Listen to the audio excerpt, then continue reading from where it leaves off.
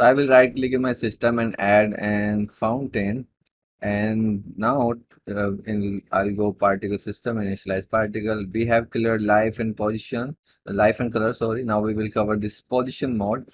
So by default, it is connected with simulation position, which mean if you drag your emitter, like if I drag your emitter here in the viewport, these particles linked with this emitter. When I move this emitter, they are linked, they are spawning on the same place where my emitter is. So that is the simulation position. If you use the other option, we have three options. Unset means we are not using this. Direct mode, it will directly send my particle to the zero, which is my position. So you'll see particle spawning at the zero of your viewport. Even the emitter is here. You can move your emitter, particle still spawning there, right?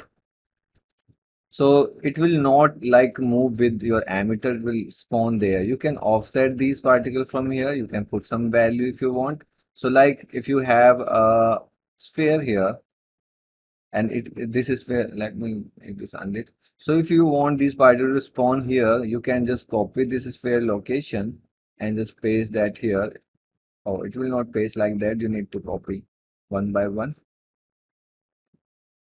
Okay, I'll copy Y and paste on Y and C is still there, but it will not link with it.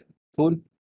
So the simulation position is something, but we can also offset it. So now your particle are spawning there, but still you can offset it from this. So if I offset it like 500 on X, particle are now there, not on the emitter, but still this is linked with it. So if I move it, it will move, but it will always have 500 units distance from this emitter because we have this offset. So it has just these three options. We can use directly position from your viewport.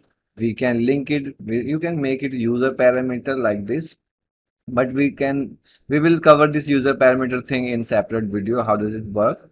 And then you can have offset. So it has just these three options.